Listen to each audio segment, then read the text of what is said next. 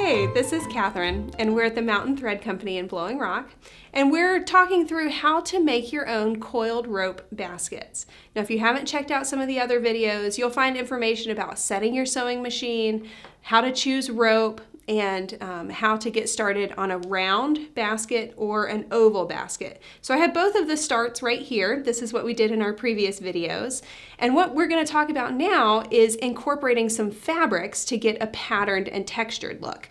This is kind of what we're going for here. You can see there's a lot of pattern and texture going on, and that comes from little bits of fabric, remnants from other projects. We save every little last bit.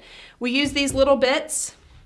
Most of them are cut down to about 1/4 of an inch to 1/2 an inch. And we're going to take these and we're going to wrap them around rope to get a patterned and textured look while we're sewing them up. So let's get started. All right, for this fabric wrapped basket, we're going to start with our oval start that we had in the last video. And I'm just going to do a few stitches to get going. I'm going to back stitch a little bit just to secure that.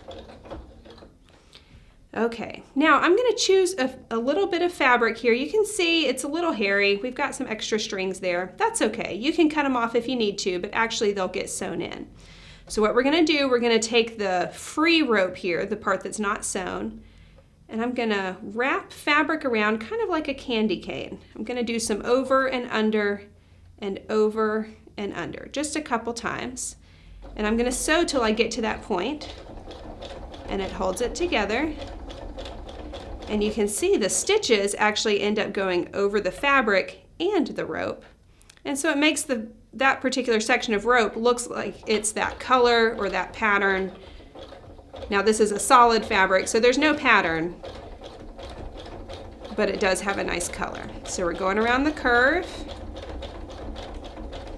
Okay, and I got to the end of that piece of fabric. Now I'm going to pick a different one. And there's no right or wrong answer for choosing your fabrics so long as you like them together.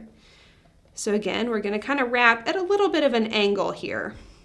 Kind of like a candy cane, over and under, around and around. Have a few stitches that are holding that together, and here I go.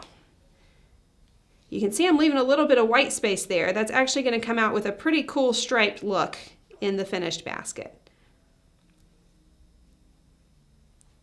Okay. So I'm going to keep stitching. Now you can change up your outcome by using fabrics that are really bold. You can use really neutral fabrics. Fabrics that have a white background with a little bit of pattern on there come out looking really neat. Solids, you can use any fabric remnant. Quilting cottons work best because they're pretty lightweight. You can try using other things, just be aware that you might need to work with your machine settings and things like that. So you can see we've got some pattern and texture going on in this basket, and we're off to a pretty good start. All right, I'm excited. Let's see where we keep going from here.